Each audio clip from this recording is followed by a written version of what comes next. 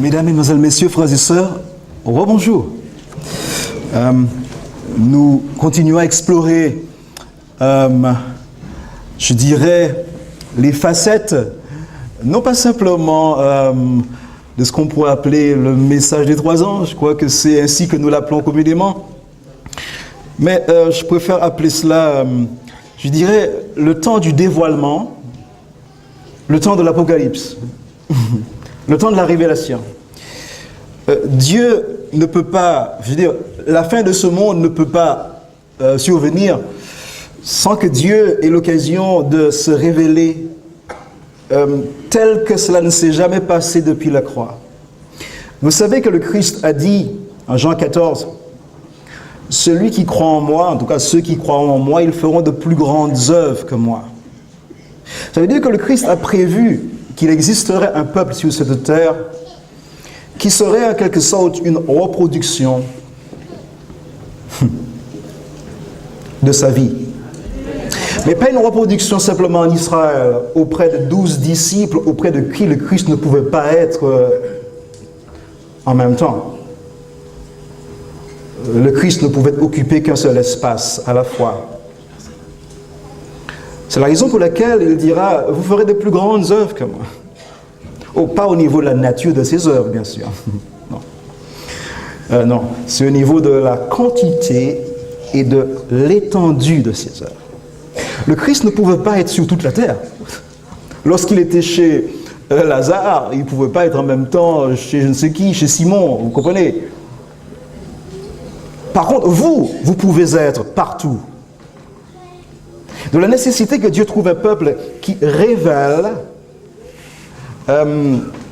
Dieu, puisque c'est pour ça que le Christ est venu, qui révèle Dieu en étendue, donc spatiale, mais aussi dans une autre forme d'étendue en termes de nombre de personnes étendues sur toute cette terre.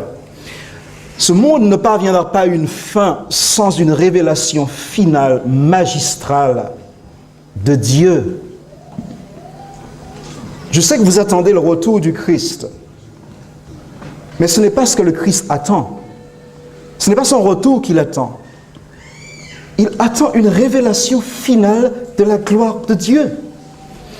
Il viendra pour être admiré dans ceux qui auront cru.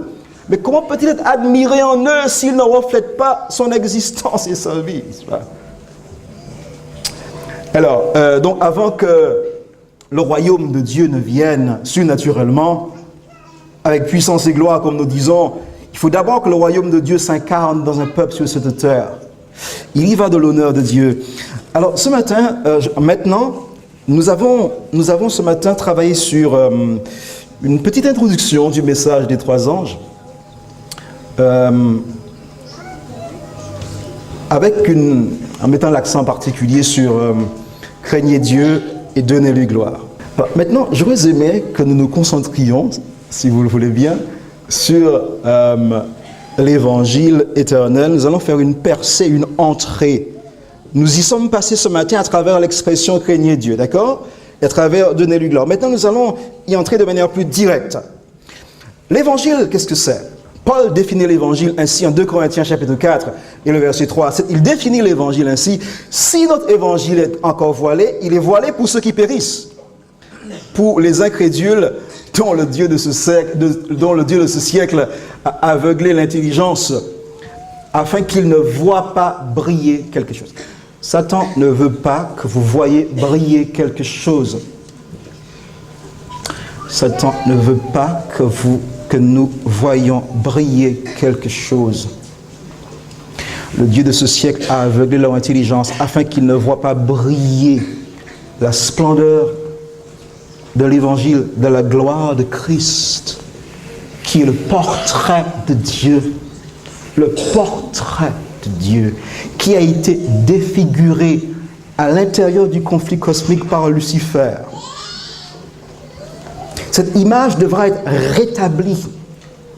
Les anges veulent le voir, ils veulent y plonger leur regard. Mais plonger leur regard où? Non seulement dans les révélations de la parole de Dieu, avec vous et moi comme professeurs, ils veulent connaître par l'Église. avec vous et moi comme professeurs, non seulement pénétrer les regards à l'intérieur de la parole de Dieu pour découvrir les profondeurs de Dieu, mais aussi plonger le regard à l'intérieur de ton cœur, mon frère. Ma sœur, mon ami, qui que tu sois, les anges désirent plonger le regard à l'intérieur de ta vie pour voir, entendre, sentir, goûter, voir briller la splendeur de l'évangile de la gloire de Christ qui est le portrait de Dieu.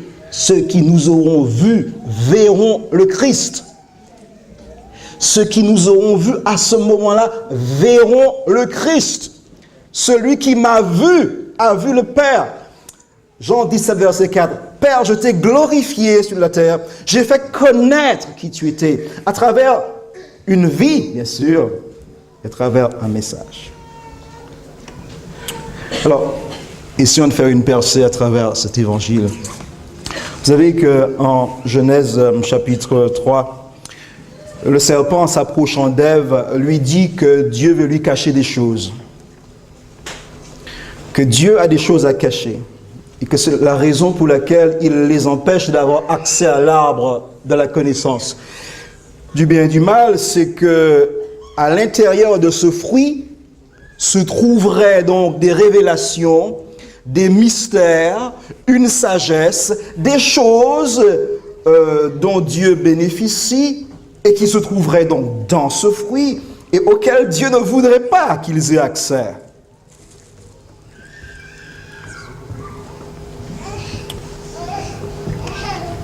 Ainsi, si Dieu ne veut pas que...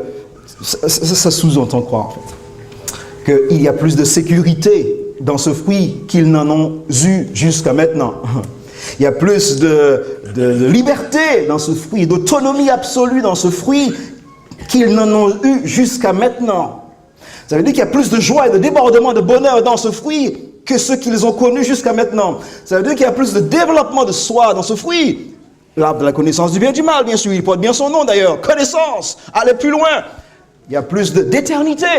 Il y a plus de position, de pouvoir, de statut dans ce fruit si vous le mangez que ce qu'ils ont connu jusqu'à maintenant. Et c'est ce qui l'a fait miroiter devant leurs yeux. Que Dieu ne veut pas leur bonheur. Et que donc Dieu est l'ennemi de leur bonheur puisqu'il leur donne des interdits. Des interdits.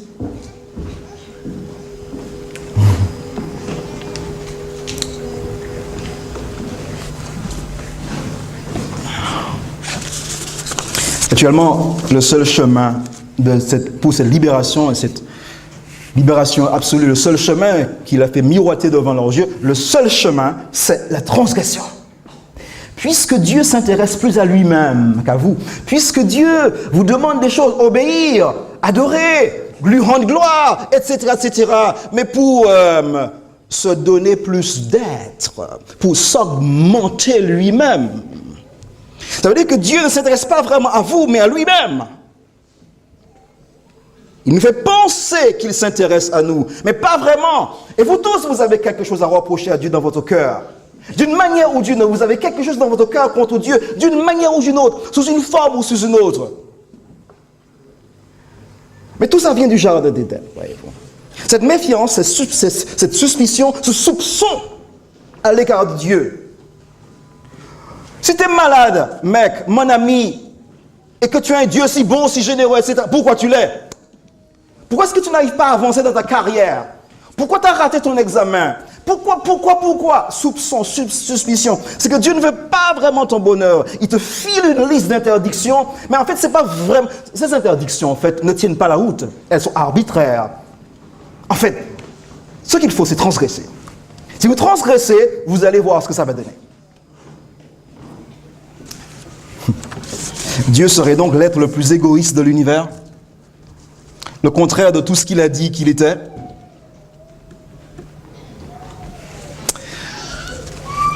Et pourtant, Dieu les a... Nos premiers parents, lorsque nous sommes entrés dans ce monde, nous sommes la dernière race qui a été créée. Pourtant, Dieu a pris tellement de soins comme un gentilhomme galant et distingué pour leur préparer ce jardin et toute la terre, n'est-ce pas? Je ne vais pas vous faire reparcourir les 6 jours de la création, en plus du 7e, n'est-ce pas? l'atmosphère, l'air, d'abord la lumière, ensuite le sec, l'oxygène, la bonne distance du soleil, n'est-ce pas, la beauté de la nature, la quantité d'espèces animales, d'arbres, les fleurs, les parfums, la musique. À travers tout ce que Dieu leur a préparé, c'est un gentilhomme qui a préparé quelque chose pour sa bien-aimée, n'est-ce pas?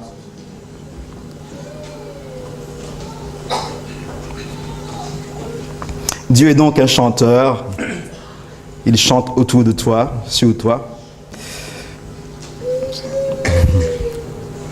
Dieu est jeune aussi. Si vous ne vous convertissez, si vous ne recevez pas le royaume des cieux comme un petit enfant le reçoit, vous n'y entrerez pas. Ça veut dire que Dieu est très jeune. Parce qu'il compare le royaume des cieux à un petit enfant. Ça veut dire que Dieu est plus jeune que nous. C'est le péché qui nous vieillit, avec une prétention d'avoir plus d'autonomie et de liberté. Mais Babylone est tombée. Nous verrons ça cet après-midi, premier message. Ensuite, Babylone est tombée. Ses prétentions ont été ruinées. Nous arrivons à la fin de l'histoire de ce monde, mais que de malheur. Et pourtant qu'on a cherché à mettre sur le dos de Dieu jusqu'à maintenant. Jusqu'à maintenant. Que de malheur. Est-ce lui le responsable? Le péché. Alors, il disait que la chute de notre famille en Éden, la chute de notre famille a été moins la rébellion d'un serviteur contre son maître et beaucoup plus l'adultère d'une bien-aimée à l'égard de son lover. La chute en Éden, c'est l'adultère à l'égard de son bien-aimé. La chute en Éden, c'était moins l'anarchie du sujet d'un royaume contre un roi, mais beaucoup plus la trahison de l'amitié. La chute de l'homme, comme on dit en anglais, on peut le formuler ainsi, it's falling out of love. Péché en Éden, falling out of love with God. N'est-ce pas? Une chute hors de l'amour. Chute hors de l'amour avec Dieu, hors de l'amour, hors de la joie, hors de la liberté, hors de la gloire. Et le salut, qu'est-ce que c'est? A falling back in love. Le salut consiste à retomber amoureux de lui. La réimmersion dans l'amour, dans la liberté, dans la joie. Quoi qu'on en dise. La vie chrétienne est dure. C'est pas évident. Mais de quel évangile parlons-nous? De quelle vie chrétienne parlons-nous? Pas de la bonne, ça c'est clair. Mon joug est doux et mon fardeau léger. De quel Dieu parlons-nous? Quel Dieu avons-nous à proposer? Pas évident de suivre Dieu. Je suis persuadé, n'est-ce pas, que dans toutes ces choses, nous sommes plus que vainqueurs. Mais de quel évangile parlons-nous? De quel Dieu parlons-nous? Dieu nous aurait appelés à le suivre pour donner raison à Lucifer. We have a problem. Nous avons un problème ici, n'est-ce pas? Le péché, c'est donc la perversion. Le péché, c'est l'adultération de l'amour. Car aimer, c'est augmenter la joie de quelqu'un. Amen. Aimer, c'est augmenter la liberté de quelqu'un. Attention, liberté à l'égard de toutes les addictions dont que Babylone a répandu au milieu de nous, au-dedans de nous. Le péché, c'est donc la perversion de l'amour, n'est-ce pas? La perversion de la liberté, la perversion de la sécurité, la perversion du développement de soi, la perversion de l'éternité. C'est une aberration, le péché.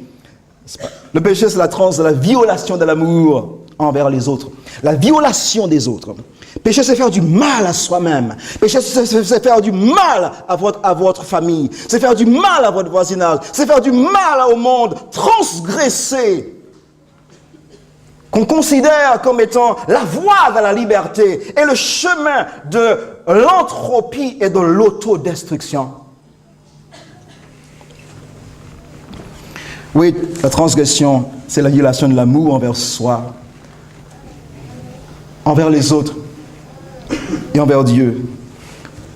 Péché, c'est manquer de croire dans les autres. Péché, c'est manquer de croire en soi-même. C'est manquer de croire en Dieu. Péché, c'est l'anti-amour, n'est-ce pas? Et puis bon, il fallait faire quelque chose. Dieu est donc parti à notre recherche. Est-ce que vous accepteriez qu'on lise ensemble peut-être le seul verset qu'on lira ce matin, vu le peu de temps dont nous disposons et tout ce que nous avons à faire ce matin, avant que vous ne partiez d'ici pour manger. Ézéchiel chapitre 16, verset 18, si vous le voulez bien.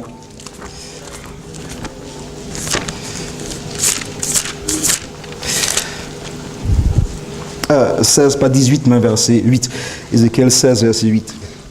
Bon, Dieu raconte comment il t'a rencontré, on va dire, n'est-ce pas? Donc c'est le récit de votre vie d'amour, n'est-ce pas? Il raconte comment il t'a rencontré, comment il nous a rencontrés. Alors, vous pouvez lire ça chez vous, le chapitre 16, à partir du verset 4.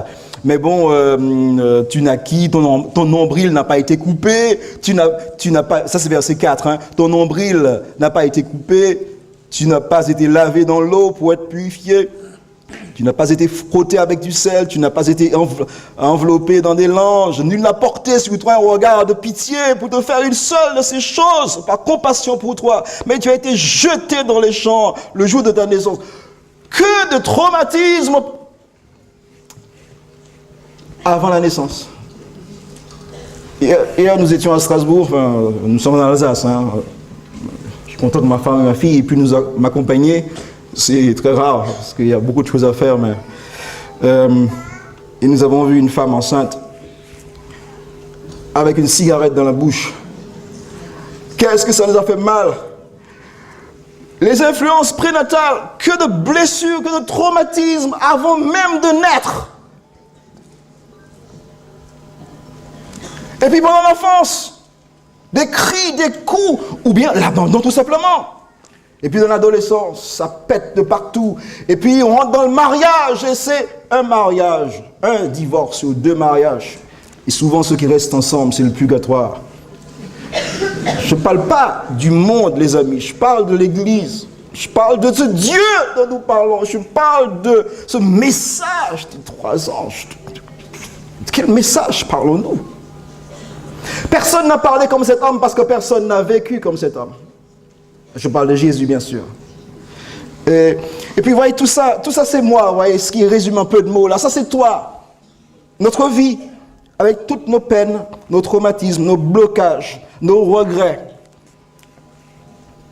Je passais près de toi, verset 6, et je t'aperçus baigné dans ton sang.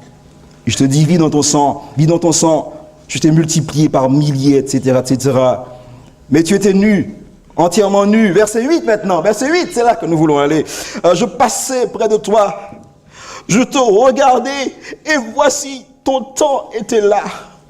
Le temps des amours. De quel évangile? Nous parlons de l'amour. Nous ne parlons pas d'aller au ciel. Non.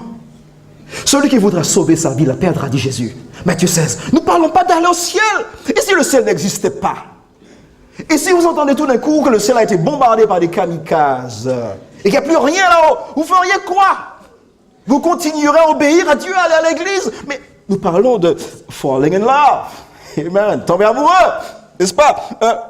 Je passais près de toi, je te regardais, voici ton temps était là, le temps des amours. Tu as perdu ton premier amour, dit Jésus. Si tu n'as pas de puissance dans ta vie, tu as perdu ton premier amour. Ne confonds pas la vie forcément que tu mènes ou que nous menons avec la vie chrétienne normale. Moi, je veux tout de Dieu. Et vous? Tout. Tout. Moi, je ne vais pas attendre le ciel pour être heureux. Le ciel, c'est maintenant. Le royaume des cieux est au milieu de vous. Luc 17, versets 20 à 22. J'étendis sur toi le pan de ma robe. Je couvris ta nudité. Je te jurai fidélité. Je fis alliance avec toi, dit le Seigneur, et tu fus à moi. Tu fus à moi. Parlons ici de... Ah oui, je vais trouver. Excusez-moi. Que faire face à cette sortie hors de l'amour? Eh bien, il fallait faire quelque chose. Et Dieu est, en tant qu'amour, Dieu est adorable. Adorable. Un moment, il était là. Il a toujours été là, de toute éternité. Ils étaient ensemble depuis toujours. Et le moment suivant, il n'était plus là. Plus là. Il n'y a plus personne. Le ciel était vide. Et la réalité de Dieu a été et allait être changée radicalement et pour toujours. Un abîme de séparation douloureuse se dressait désormais entre le Père et le Fils. La divinité ne serait plus jamais la même. Tout ce que le Fils avait connu c'était une intimité de face à face avec le Père.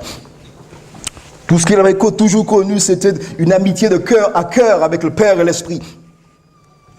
Et tout d'un coup, il a disparu. Et le ciel est vide. Mais il y a des milliards d'anges au ciel. Il y a des milliards d'anges au ciel. Il y a des habitants des autres mondes. C'est bourré de monde là-haut. Ça va dans tous les sens. Et il n'est plus là. Et le ciel est vide. Quand Christ occupe une vie, il prend toute la place. Toute la place. Si tu le veux, si je le veux. Il disparut de vue. Et ça va durer 33 ans absent du ciel. Le ciel qui n'est plus le ciel parce que le ciel n'est plus là. Le ciel, c'est qui? Tiens, il y a un jeu de mots là, non? Le ciel qui n'est plus le ciel parce que le ciel n'est plus là. Le paradis, le royaume des cieux, c'est le Christ. C'est Jésus. Le reflet de la gloire du Père, l'empreinte de sa personne, le plus beau des fils de l'homme. Son palais n'est que douceur, humilité et patience. Et toute sa personne est pleine de charme. Cantique des Cantiques, chapitre 5, et le verset 16. Il a disparu de la vue de tout le monde. Il a disparu du toucher de tout le monde. Toucher Jésus, toucher le Père. Il a disparu de toute activité céleste. Il avait choisi une folle destinée. Mais ce n'est pas sans lutte que Dieu a dû se séparer de son autre lui-même. Aimer pour Dieu n'est pas facile. Drôle de phrase, n'est-ce pas? Aimer pour Dieu n'est pas facile. Quelle phrase? Qu'est-ce qu'il raconte ce matin-là? Vous ne pouvez pas voir ce que vous aimez souffrir et vous dites de toute façon il reviendra, il changera un jour. C'est quoi ce discours? Ça veut dire que quelle est la différence à l'égard de ce qu'on aime?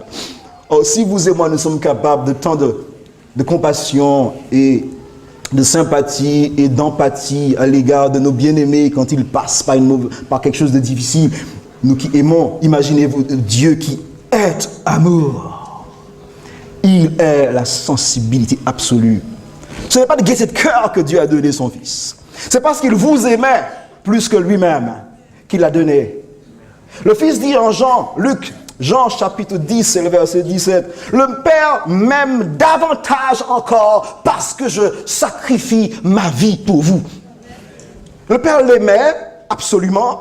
Et c'est bizarre, il paraît que l'amour de Dieu peut augmenter là. L'amour de Dieu peut augmenter. Le Père m'aime davantage encore, dit Jésus, parce que je sacrifie ma vie pour vous ramener. Pour ramener des pécheurs. Ça veut dire que Dieu doit avoir des choses, des émotions puissantes, chute du Niagara d'émotions pour toi, mon ami. Puisqu'il m'aime davantage encore, dit Jésus, parce que je vais à la recherche de ses bien-aimés. C'est extraordinaire. Pas sans lutte. Tout ce qui était le moi, tout ce qui était personnel, ses atouts, ses privilèges, puissance, sa vie a été mis de côté, tandis qu'il fixait les yeux sur toi. Et le même amour qui a été le pouls de la Trinité, le même amour qui a été le moteur de la Trinité, entre eux trois, cet amour a été déversé. C'est comme si vous détourniez le cours d'un fleuve. Vous voyez, ça tournait en rond là. Hein? Le Père aime le Fils aime le Père, etc. Ça tourne en rond. Et tout d'un coup, comme l'homme, comme nous sommes sortis de cette intimité de la divinité, eh bien, il y a une ouverture dans la Trinité. Et tout l'amour que la divinité avait entre eux s'est orienté vers notre terre. Jean chapitre 17. Je veux qu'ils soient un comme nous sommes un. Et je veux qu'on sache que tu les as aimés comme tu m'a aimé. Ah bon? Détournement du cours du fleuve pour orienter tout cet amour vers notre race, vers notre famille, vers toi, mon ami, vers toi. Le ciel ne sera jamais le ciel pour Dieu si tu n'es pas là. Je te dis, le ciel ne sera jamais le ciel pour Dieu si tu n'es pas là. C'est pas parce que ton enfant était méchant, il t'a sali, il t'a souillé, il t'a fait tout ce qu'il fallait, et tu as perdu la face, que s'il meurt, tu ne le gardes pas précieusement dans ton cœur. Nous parlons de Dieu. Nous parlons de quel évangile à nous prêcher aux gens. Oui. Le Christ a renoncé à son existence même et il a endossé la nôtre. Attrape ça si tu peux. Même identité, même fraternité. Il a greffé notre nature dans la sienne, à l'intérieur de la divinité. Ah, c'est flippant tout ça. Quand tu arrêtes pour y réfléchir, c'est flippant tout ça. Parler de l'humanité de Dieu. Quelle drôle d'expression. Paradoxe, le plus élevé de l'univers, c'est celui qui est le plus humble, qui est le plus bas. La position la plus basse de l'univers, c'est celle qui est la plus élevée. L'amour sert les autres avant soi-même. C'est ce que Dieu est. L'amour sert les autres au-dessus de soi-même. C'est ce que Dieu est. Mes frères et sœurs, je suis avec vous ce matin. Je n'ai pas de leçon à vous donner. L'évangile, ce n'est pas simplement je suis sauvé. La révélation de Dieu. Tu es tout ce que Dieu est et prétendait être, a été soumis au soupçon, à la suspicion. 10 milliards d'anges ont suivi Lucifer. Dieu n'est pas bon, il n'est pas juste. Il n'est pas aimable, il n'est pas digne d'être aimé. Tout ça a été remis en question. C'est pour ça que tu es chrétien. C'est pas pour te demander, pour te dire, je préférerais mourir avant que la grande détresse n'arrive parce que j'ai peur de souffrir. Nous ne sommes pas dans la mort ici. Nous ne sommes pas dans le christianisme. Non, non, le Christ ne mérite pas ça. L'amour sert les autres avant soi, au-dessus de soi, et avec un intérêt vrai, non calculateur, entier, éternel. C'est la position la plus extrêmement basse et pourtant la plus élevée dans l'univers. La voie qui monte vers la carrière, la voie qui monte vers la réussite d'une vie, la voie qui monte vers la reconnaissance, la voie qui monte vers la satisfaction, c'est celle du dépouillement de soi pour autrui. À commencer par ceux qui ne t'aiment pas. Ça, c'est le ciel. Amen. Ça, c'est le ciel. Nous pouvons parler de perfection. Nous pouvons parler de tout ce que nous voulons. Les 144 000, tout ce que nous voulons. La perfection, c'est ça. Les 144 000, c'est ça. C'est-à-dire Dieu aimant en pure perte. C'est-à-dire en pure perdition pour lui-même.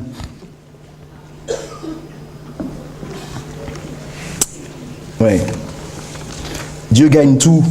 Dieu gagne en perdant. Étonnant, n'est-ce pas? Paradoxal, hein? Dieu gagne en perdant. Observez la croix. Et dites-moi s'il est en train de gagner ou de perdre. Hein? Sur la croix, il gagne ou il perd? Si vous étiez là, est-ce que vous auriez pensé qu'il gagnait? Tout le monde pensait qu'il perdait. Mais la vue de Dieu, la pensée de Dieu, la perception de Dieu n'est pas celle des hommes. Dieu gagne en perdant, en se soumettant à notre méfiance, en ne résistant pas à nos reproches. Donc Dieu est parti à ta recherche. Et il cherche encore, hein? Il cherche encore. Parce que tant que toi et moi nous pouvons lui échapper, il te cherche encore. Jusqu'au scellement. Jusqu'au scellement. Donc il est parti à la recherche. Séparation. Je pourrais résumer en fait l'histoire de l'amour entre Dieu et nous, entre Dieu et toi. L'évangile éternel. Je pourrais résumer ça par cette expression, Dieu est à ta recherche. Ce qui est génial dans tout ça, c'est que, vous connaissez le psaume 23, il dit, l'amour et la grâce m'accompagneront. Vous chercherez le verbe hébreu, hein, quand vous irez chez vous, et le verbe hébreu signifie poursuivre. Le verbe hébreu signifie persécuter. Attrape ça si tu peux. Donc, l'amour et la grâce me persécuteront tous les jours de ma vie. Vous n'avez pas entendu, là? C'est pas m'accompagneront. C'est plus violent que ça. C'est plus agressif que ça. C'est plus passionnel et passionné que ça. L'amour et la grâce me persécuteront, me harcèleront, me laisseront aucun répit tous les jours de ma vie. Amen.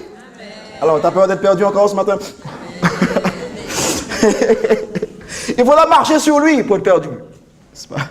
Eh bien, Dieu part à ta recherche. Il part à la recherche parce que il y a eu séparation et il n'est plus en possession de ce qui était à lui. Et vous savez que l'amour aime être exclusif, n'est-ce pas? Il n'est plus en possession de ce qui est à lui, donc il part à la recherche. Il part à ma recherche. Il part à ta recherche. Il part à ma recherche. À la recherche de ma famille, de ta famille, de tes enfants, de tes parents, de tes voisins. Il part à ta recherche. La séparation, deuxièmement, est de notre choix. Quand c'est Dieu qui est là, nous poursuivons. Donc c'est la séparation, c'est de notre fait, puisque c'est lui qui nous poursuit. Troisièmement, chercher implique une diligence de sa part, un effort énergique, même un désespoir de cause, quoi que ça coûte que coûte. Rechercher, quatrièmement, Dieu est à recherche. Rechercher. Nécessaire à tout prix, car nous, pourquoi est-ce qu'il doit nous chercher à tout prix? Parce que nous courons, nous fuyons, nous courons loin de lui, nous fuyons. Et le fait que c'est Dieu qui cherche, cela signifie que tu es d'une valeur extrêmement élevée à ses yeux. Puisque c'est lui qui te cherche. Il me cherche, moi. Le fait que Dieu Tout-Puissant cherche l'homme, ça signifie que Dieu, le Tout-Puissant qui cherche l'homme, s'il est Tout-Puissant, c'est que, écoute, il n'a même pas besoin de penser, il t'a déjà trouvé, n'est-ce pas? Mais le Tout-Puissant, c'est parce qu'il est Tout-Puissant, donc tout est possible. Le fait qu'il cherche et qu'il s'use à chercher, ça veut dire que Dieu restreint sa puissance. Ça veut dire que Dieu restreint sa souveraineté. Et il privilégie l'attraction, l'apprivoisement.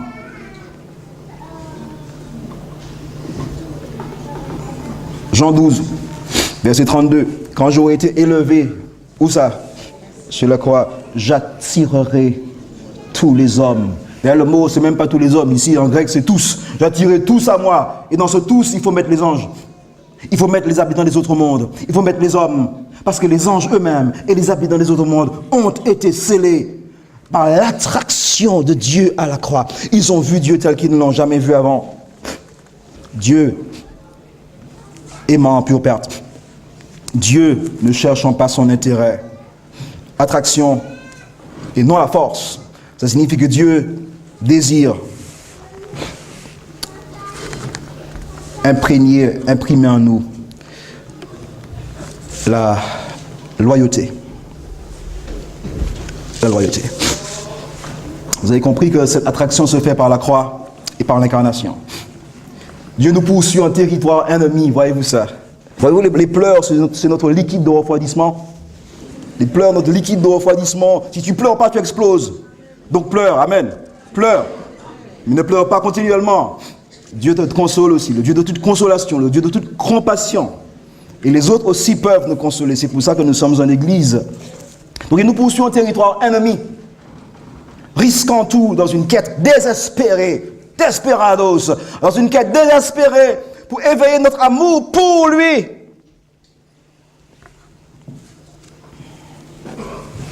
Dieu sort hors de lui-même pour courir à notre recherche. J'appelle ça sacrifice de lui-même, sacrifice total, holocauste. Sachant qu'à toutes les étapes de cette quête, il reste toujours libre d'y renoncer. La Bible dit, il ne renoncera pas. Psaume 42, Ésaïe 42, il ne se relâchera pas jusqu'à ce qu'il ait établi la justice dans ton cœur. Il ne se découragera pas Que d'encouragement pour un mec comme moi. Que d'encouragement pour un pécheur comme nous.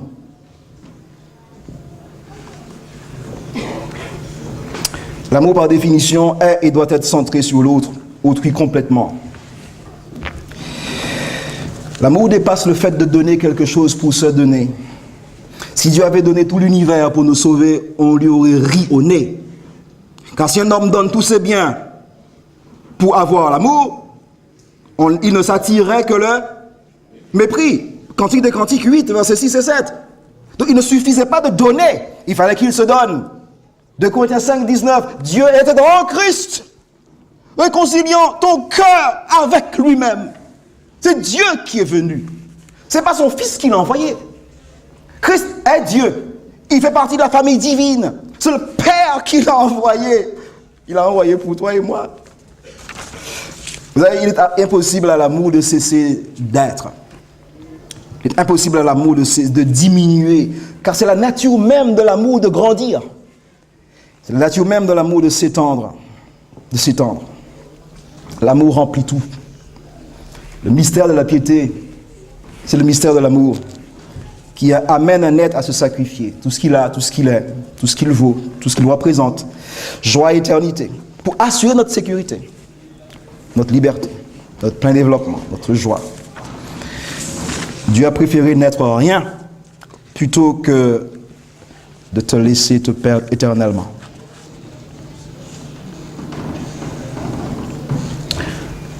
Une grande puissance, une puissance plus grande que la peur. Une puissance plus grande que la peur d'être perdu. Une puissance plus grande que l'intérêt égoïste personnel. Une puissance plus grande que le désir de vivre. Une puissance plus grande que le désir d'en profiter. Une puissance plus grande que l'amour de la réputation, du look, du sexe, de la position. Une puissance plus grande que ça a maintenu Jésus sur la croix. Mais qu'est-ce que c'est que cette puissance? Ça flamme pour toi, mon ami. Ah, chose géniale. L'évangile éternel. L'évangile éternel. Yes. L'incarnation, la croix, ont sidéré les anges. Ont sidéré les habitants des autres mondes. Tous devaient voir. Tous devaient voir. Et tous doivent voir. Eh oui. J'aimerais, en terminant, vous raconter cette histoire qui illustre, à mon sens, le propos, ce que nous avons dit ce matin. Il y avait donc, dans un pays, vous aimez les histoires? Comme moi, vous êtes comme moi. Il y avait dans un pays, ce pays s'appelait Émet. Émet. Il y avait dans ce pays un roi puissant, vraiment puissant, et qui s'appelait Machal-Mélec. Machal-Mélec. Il avait une grande puissance, une grande richesse. Il avait réussi en fait à étendre le domaine de sa régence, de sa royauté, sur un territoire tellement grand qu'on se demandait si ce territoire n'était pas infini. Mais en fait, il avait réussi à acquérir tout ce territoire par la bonté. En fait, son roi était tellement bon et généreux que tous ceux qui entendaient parler de sa réputation, en fait, lui donnaient d'être le roi de leur territoire, quoi. C'est génial, ça, hein?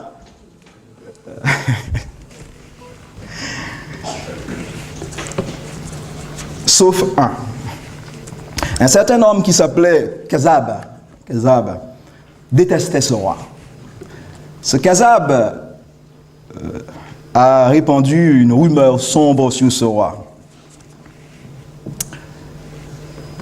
Rumeur, grande puissance, grande richesse, sombre rumeur.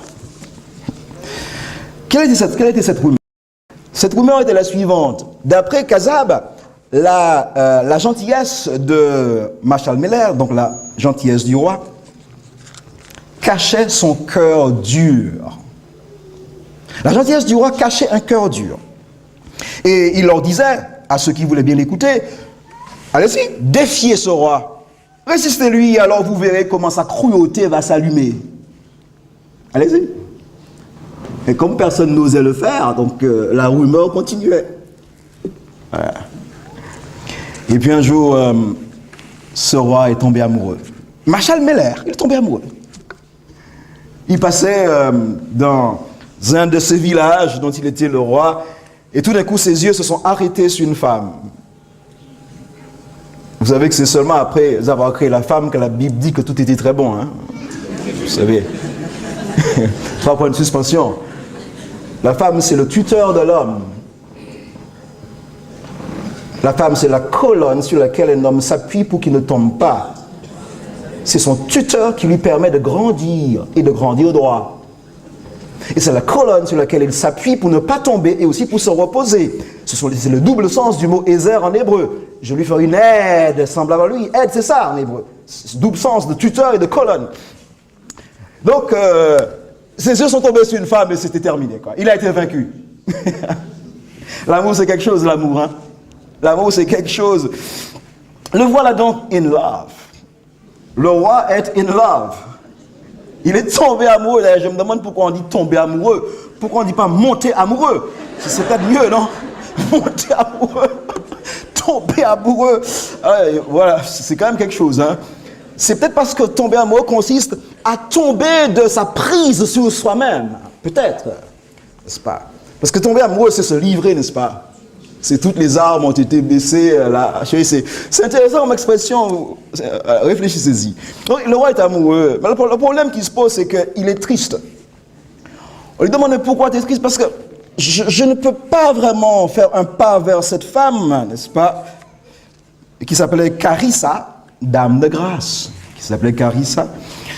Et parce que je crains ses motivations.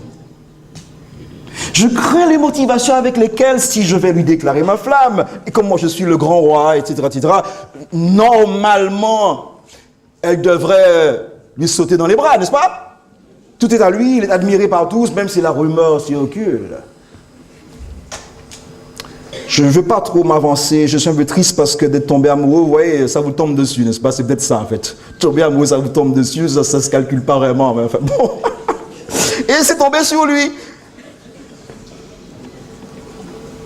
Je ne voudrais pas, si je déclare ma flamme à cette femme, qu'elle veuille bien de moi, parce qu'elle veut ma grande richesse et mon pouvoir et mon honneur. Je ne veux pas. Je ne veux pas. Et alors, il a réfléchi. Il a réfléchi. Et il a décidé de monter un plan. Un bon plan. Il décide de cacher son identité. Et de devenir un homme simple mendiant. Alors un jour, il quitte son château, il quitte le lieu de son trône, n'est-ce pas? Et après avoir changé d'identité, il change de nom. Il ne s'appellera plus Marshall Miller, mais il s'appellera Rafas Gala. Je m'attendais à ça. Rafas Gala, qui signifie caché pour mieux révéler. Rafas Gala, caché pour mieux révéler. Change de nom. Tant qu'à faire, il choisit aussi un métier. Oui, on n'a pas cette chance de choisir avant. Hein. Il choisit un métier et il va devenir donc constructeur de meubles. Travailler le fer.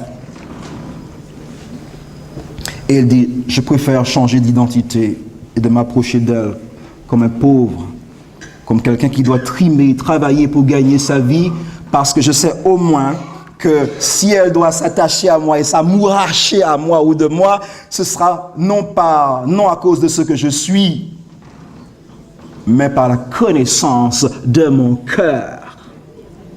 Yes, ça c'est génial ça. Et voilà, l'histoire s'arrête ici.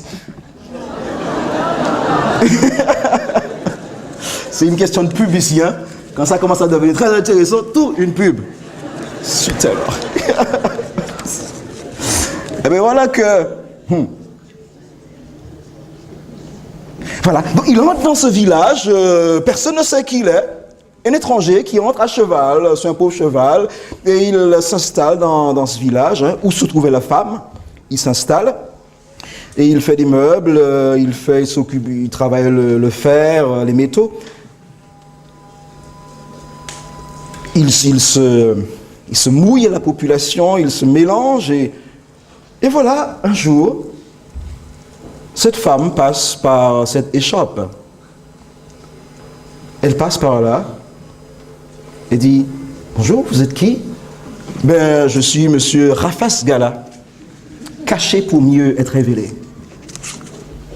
« Ah, vous êtes ici depuis longtemps ?»« Pas vraiment, depuis quelque temps. Ça vous plaît ici ? Oui, oui. Et vous ? Je m'appelle Carissa, dame de grâce. » Le coup de foudre était immédiat.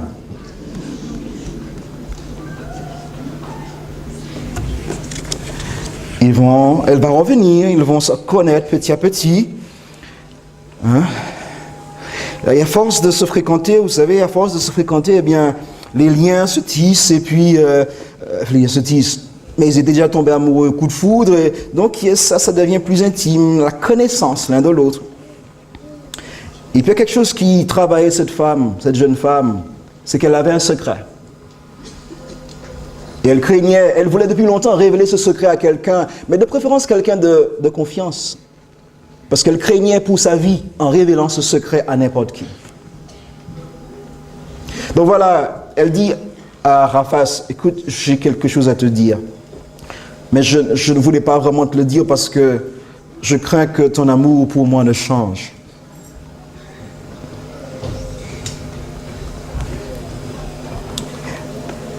Et tout d'un coup, elle lui dit, je crois dans le secret.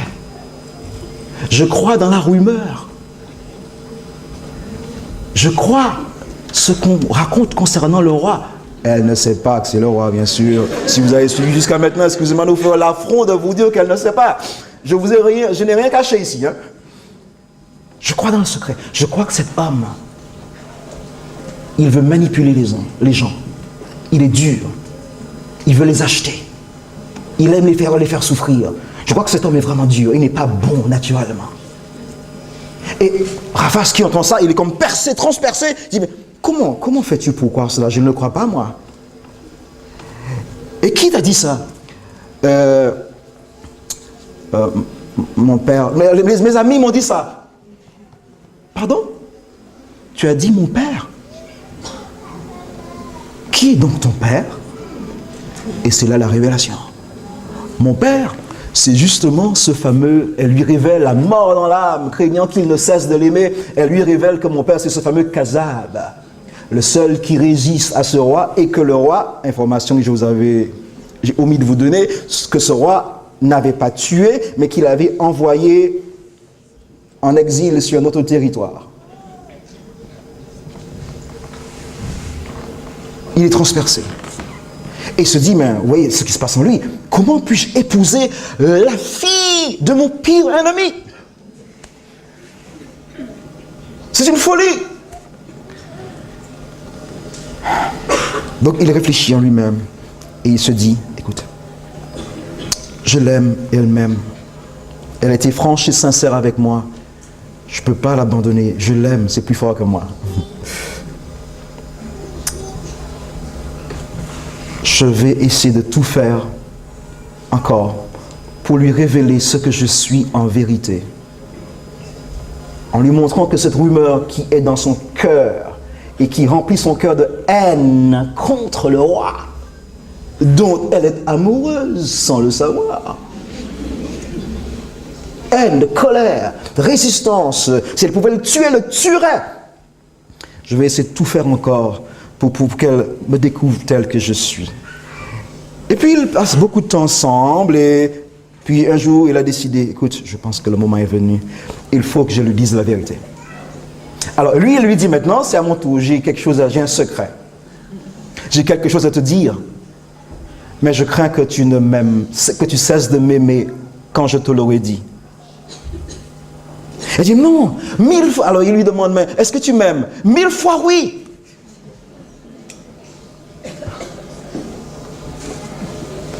Est-ce que tu veux m'épouser? 1000 fois oui. Eh bien, dans ce cas, quittons ce village et allons vers mon pays. Et les voilà qui partent, et elle monte sur son cheval, donc ils sont sur un même cheval en tandem, hein, et ils prennent tout leur temps. C'est l'été qui approche. Ils prennent tout leur temps. Observez bien. Ils s'arrêtent pour considérer les fleurs, n'est-ce pas? Comment elles sont composées. Ils regardent les oiseaux. Ils se baignent, ils jouent avec l'eau dans la rivière. Le roi, sans qu'elle sache que c'est le roi, qui joue avec elle comme ça, et elle avec lui. Mais que de bonheur, que de moments partagés, inoubliables pour la constitution d'un mariage. Trop vite, c'est pas bon. Enfin, continue. Et qu'est-ce qui se passe? Au fur et à mesure qu'ils s'approchent du territoire ou du pays du roi, les gens qui les saluent s'inclinent. Alors elle regarde Raphace, leur interloqué, elle s'interroge, mais alors, il ne lui dit rien. Et ils entrent dans une vaste cité, avec des murailles très élevées. Et les gens sont en fête, ils applaudissent. Mais ils se demandent ce qui se passe. Ils montent des escaliers très hauts. Et mais Raphace, comment vas-tu me dire? Mais qu'est-ce qui se passe? Qu'est-ce que c'est que ce lieu? Pourquoi est-ce que tous ces gens nous admirent? C'est à peine s'ils ne nous adoraient pas. Alors, Raphace lui dit, bienvenue à toi, ma future reine. Bienvenue à toi, ma future reine. Et quelque chose se passe dans sa tête. C'est toi le roi. Deux sentiments mélangés. La haine provenant de ce que son père lui a dit. Et en même temps, un amour bien construit sur la base du cœur. Alors, Raphace lui dit, tu sais, rien ne t'oblige à rester avec moi. Tu es libre. Tu peux t'en aller si tu veux. Je t'aimerai toujours. Alors, elle lui répond, comment puis-je m'en aller? Comment puis-je m'en aller? Je suis devenue l'esclave, prisonnière de ton amour. Et j'ai fini par connaître et par découvrir qui tu es, parce que tu t'es révélé à moi à travers ton cœur. Ton cœur. Frères et sœurs, je n'ai pas besoin de vous expliquer en quoi consiste cette vivante parabole ici. Vous avez compris ici qu'il s'agit de notre Père. Dieu était en Christ, quittant ce monde, son monde à lui, et venant au milieu de nous pour nous apprivoiser. Venant au milieu de nous pour nous rendre amoureux, falling back in love. Retomber ou remonter amoureux, n'est-ce pas? C'est ça.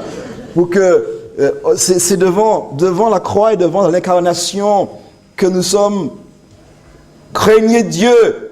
En fait, c'est plus fort que nous, c'est quelque chose de sidérant. C'est quelque chose qui nous fait tomber par terre, mais c'est gros, c'est géant, ce truc. C'est pas possible. On est comme effrayés, mais c'est toi. Craignez Dieu. Tremblez et réjouissez-vous en même temps. C'est drôle de mélange. En même temps. Et le nom de ce pays qui s'appelle Émet, Émet qui signifie en hébreu vérité. La vérité sur Dieu doit impacter une vie, un peuple, une épouse dans ces derniers jours pour que le monde voie Dieu. Le titre de ce message ce matin, c'est « Nous voudrions voir Dieu ». Dieu nous permet de le voir à travers un message afin qu'en impactant nos vies, en imprégnant nos vies, nous puissions sortir et pour que le monde voie Dieu, que l'univers voie Dieu, que la pluie de l'arrière-saison puisse venir et ainsi nous basculions dans la grande détresse et le Christ revient. Voyez-vous, frères et sœurs, voyez-vous, le ciel, nous apprenons la vie du ciel ici-bas. Nous apprenons la vie du ciel ici-bas, maintenant. Au ciel, quand nous y serons entrés, nous ne ferons que continuer à vivre la vie du ciel. Or, cette vie est faite des autres comme étant le centre de notre préoccupation. Et cet amour pour les autres qui s'origine de Golgotha, qui prend sa source à Golgotha, mais cet amour ne fait pas de mal au prochain. Cet amour ne fait pas de mal au prochain. Il peut arriver que tu divorces, mais sois chrétien. Ne sois pas transformé en monstre en divorçant si jamais ça arrive. Il peut arriver que tu aies à corriger tes enfants, et par la grâce de Dieu, que ce soit avec un cœur saignant d'amour.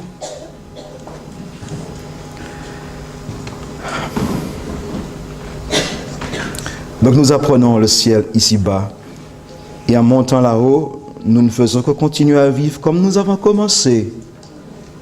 Étrange, non?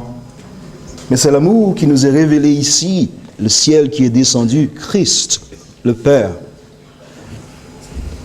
qui nous touche ainsi. J'aurais tellement aimé si l'amour de papa vous a touché ce matin,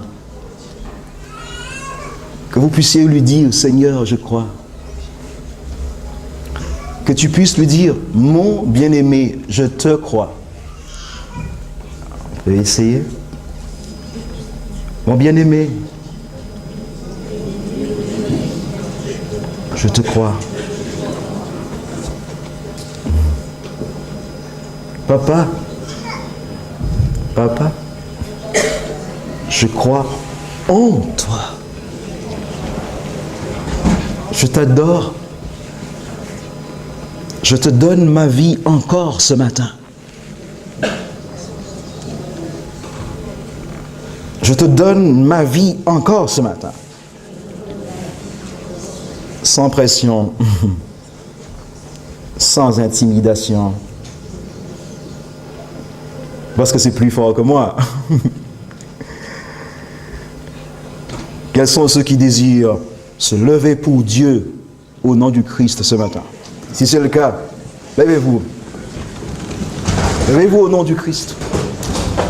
Levez-vous pour le Père.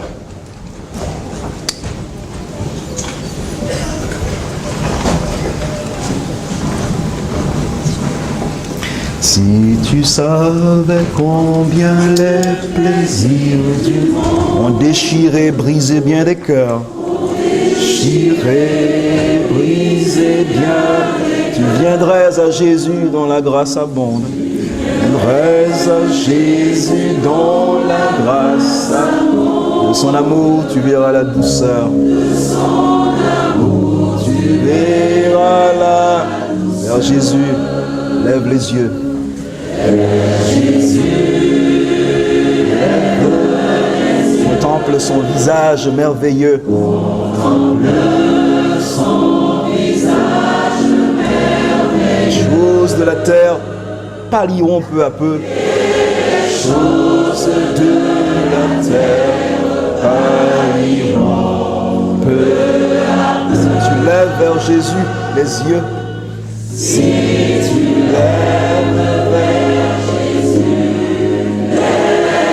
Christ est pour moi un sauveur admirable. Touchez votre cœur. Touchez votre cœur. Un sauveur admirable.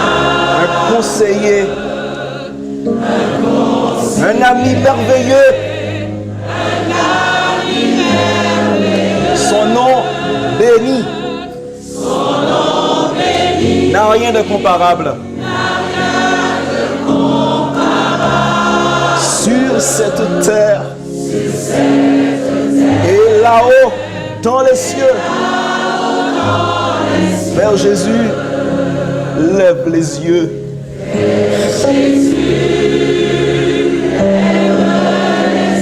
Contemple son visage merveilleux.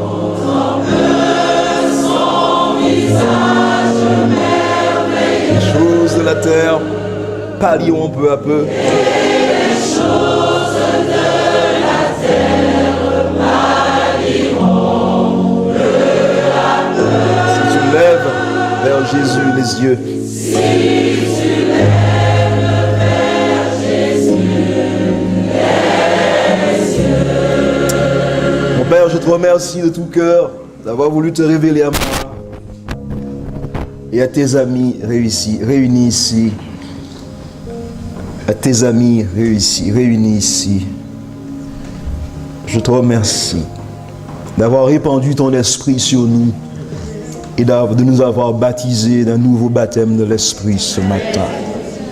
Je te remercie d'avoir capturé nos meilleures affections, notre volonté, et de nous avoir remis debout pour marcher en nouveauté de vie, oubliant le passé, et nous portant vers l'avant pour te donner du poids dans nos vies, mon Père, pour que l'on sache que la sainteté est synonyme de joie et synonyme de beauté. Pour qu'on sache que l'obéissance à ta parole et à ta volonté n'est pas source d'esclavage, mais au contraire, d'épanouissement. Parce qu'en vérité, il y a plus de bonheur à donner qu'à recevoir, qu'à garder ou qu'à prendre. Et telle est ta vie, mon Père. Telle est ta vie. Elle est ta vie. Merci de nous avoir imprégnés ce matin et touchés ce matin. Que personne ne vole ta bénédiction et ta joie que tu as mis dans nos cœurs. Merci d'avoir permis que des familles se ressoudent ce matin. Que des relations se retissent. Que des vies se réforment. Que dans les affaires, eh bien, tout soit sous le diapason de ton trône, de ton regard. Merci d'avoir permis ce matin, mon Père. Nous avons donné une puissance morale profonde pour prendre du plaisir à dire non au mal. Plaisir à dire non à ce qui nous a détruits jusqu'ici. Merci, Esprit de Dieu. Merci, le Christ, Jésus. Merci, mon Père. Alors, reçois la bénédiction que l'Éternel a demandé à ses serviteurs de dire sur toi. Que l'Éternel te bénisse et qu'il te garde comme la prunelle de son œil. Et il le fera. Que l'Éternel tourne sa face vers toi, qu'il t'accorde la grâce. Que l'Éternel fasse luire sa face, pleine de générosité sur toi, qu'il t'accorde la paix et qu'il te surprenne de 1000 manières alors que tu places ta foi en Jésus-Christ. C'est ainsi qu'ils mettront mon nom sur cette assemblée et je les bénirai à cause du nom de Jésus. Amen.